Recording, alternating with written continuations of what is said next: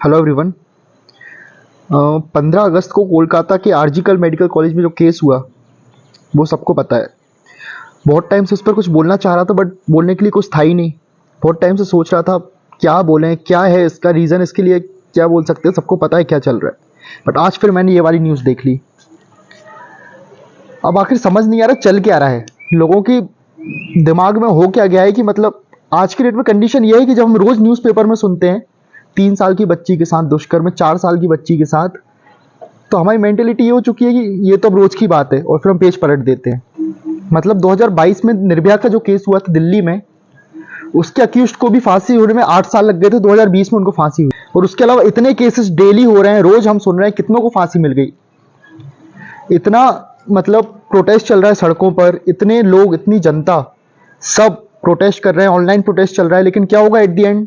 कुछ नहीं, सब शांत। बाद में फिर एक केस आएगा, फिर प्रोटेस्ट होगा, सब बंद हो जाएगा।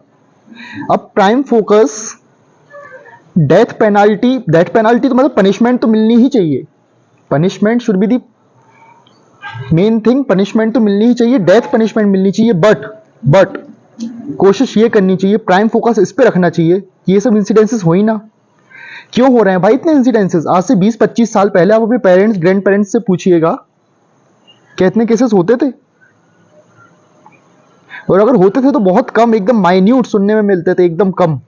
लेकिन अब रोज जब भी हम न्यूज़पेपर खोलते हैं, जब भी सोशल मीडिया खोलते हैं, बस यही न्यूज़, इस बच्ची के साथ ये, इस मतलब कोई एज ग्रुप छोड़ा ही नहीं है। मतलब सब कुछ एकदम बर्बाद करके मैश्ड अप हो चुका है और समझ ही नहीं आता बोलें क्या।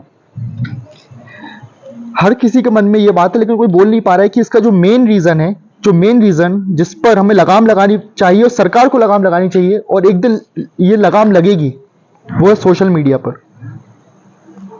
मतलब सोशल मीडिया और इंटरनेट का जो यूज है, मतलब कोई उसका है ही नहीं कि लिमिट क्या है उसकी। कुछ लिमिट होनी तो जरूरी है सोशल मीडिया पर।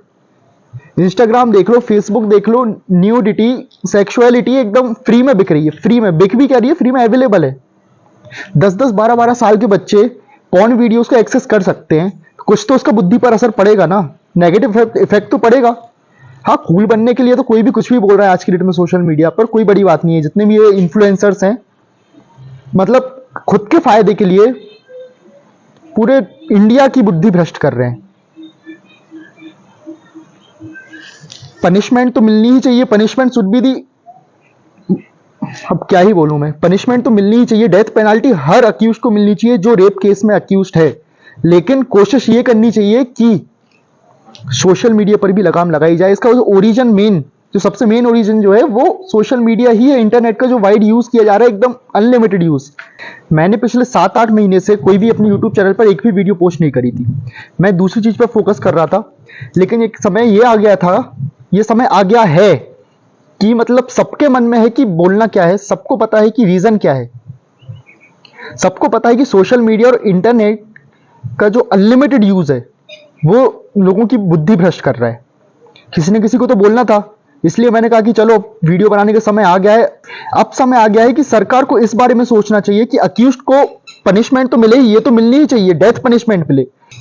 लेकिन ओरिजिन पे भी ध्यान दे कि रीजन क्या है इसका, कि हमें ये इंसिडेंस हुई ना, उसे रोकने की कोशिश करनी चाहिए।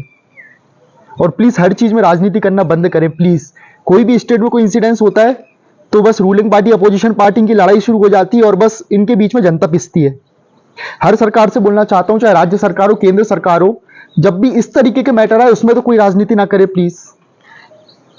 That's it.